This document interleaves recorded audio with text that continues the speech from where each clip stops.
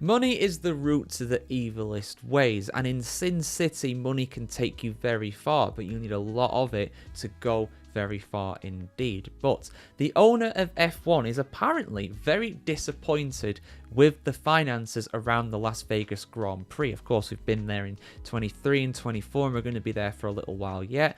Las Vegas is one of the few races that is actually organised and run by Formula One itself, rather than a local auto club or some kind of sponsor like that. F1 do it themselves, so they keep all the money themselves. So maybe they're not too happy with the ticket receipts or whatever. But let's have a look. Let's find out, guys. Full article on the F1Chronicle.com as always. Formula One owner Liberty Media has admitted it is disappointed about the financial numbers coming out of its crown jewel event, the Las Vegas Grand Prix. Don't ever call it the crown jewel. That is Monaco, and it should always be Monaco. Overall, the sport's popularity is surging, with Sky Deutschland boasting about soaring numbers in exciting new mainstream demographics. We have more than doubled the numbers in the target group of 14 to 29-year-olds. Sports editor-in-chief Alexander Rosner told SID News Agency, and we now have 3 times as many female viewers. However, Liberty Media's stock price actually fell by over 5% in the last period, which Chief National Financial Officer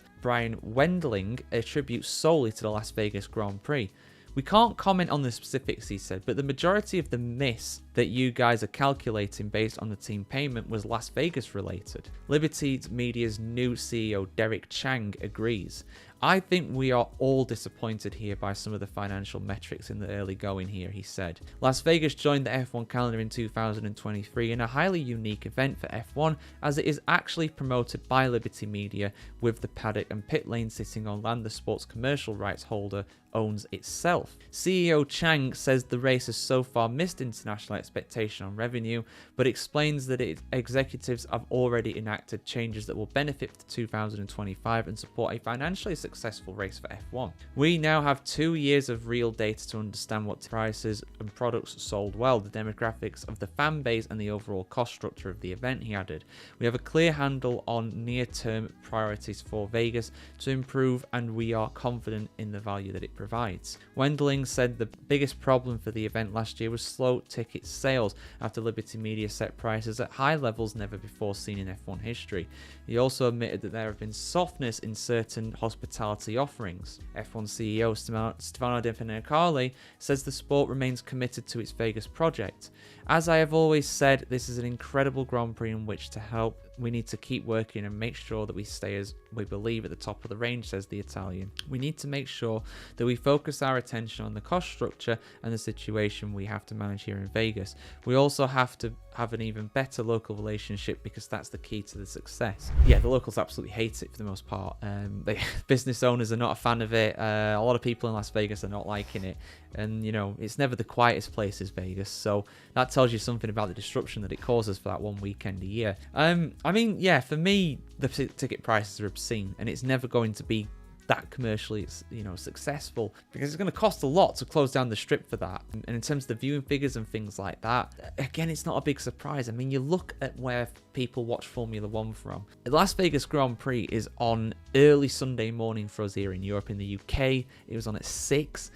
Central Europe, it's on at 7. Eastern Europe at 8 in the morning, which a lot of people aren't up at that time, especially on a Sunday morning. So that's a lot of your audience gone.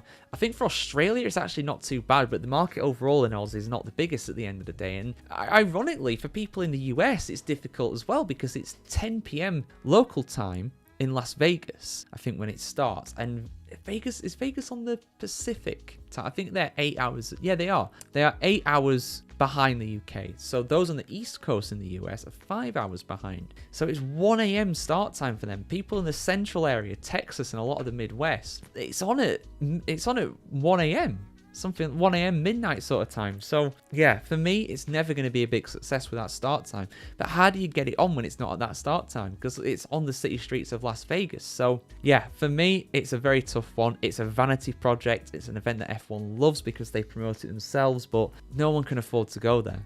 No average Formula One fan can afford to go there, unfortunately. It is an event for the rich and famous, and it's a glamour event. And, you know, that used to be Monaco. Monaco now is not that crazy compared to places like this. Miami's almost as bad, in fact. So, yeah, Your thoughts in the comments below, guys. Will the Las Vegas Grand Prix be something that is there for the sustainable future of F1, or is it just going to continue to be a financial not success, surprisingly, despite the ticket prices being so high, and just a bit of a vanity project for Formula 1? What are your thoughts? Let us know in the comments below. Like, share, comment, subscribe as always. Have a great weekend ahead, guys. And yeah, it's almost race week. Australian Grand Prix is on the way. Cannot wait.